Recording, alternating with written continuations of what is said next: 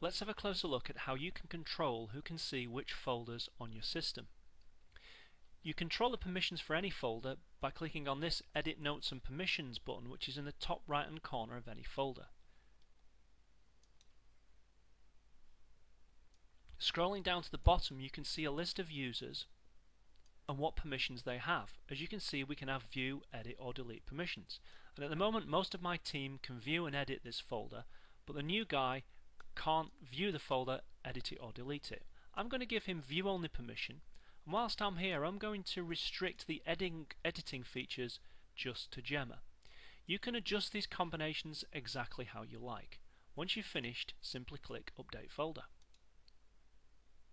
Now when you've set any permissions, if you create a subfolder underneath the top level folder, that folder will inherit its permissions from its parent folder.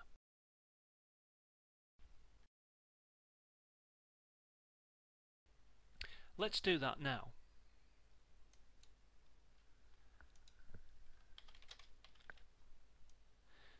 You can see when I scroll down to the bottom that the permissions have been inherited from the parents, in that only Gemma can edit this folder and the new guy can only view it but he can't edit it. However, you don't have to stick with those permissions. I might decide that I'd also like John to be able to edit this folder, but I don't want to give the new guy ability to view it at all.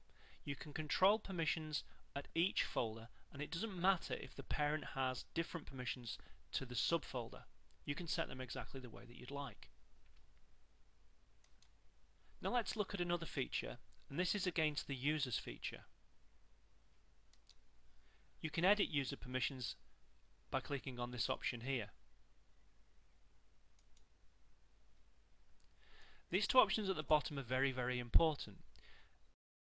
A check in this box will allow a user to create pages and folders. The system is predominantly ownership based, so if you create a folder, you're allowed to publish whichever content you like into it and to decide who can see it. So if you don't want to give any of your users ability to publish their information, you should uncheck this box. This option allows users to open attachments, and in most cases people leave this box checked for all users. They still won't be able to see any folders that they don't have permission to view, but if they can view a folder, generally people would like them to be able to open the attachments in there.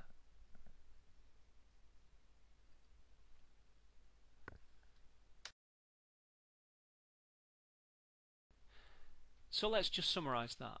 You can control who has ability to access, view or edit each folder in your system, and you can set the access rights differently for each individual folder that you have.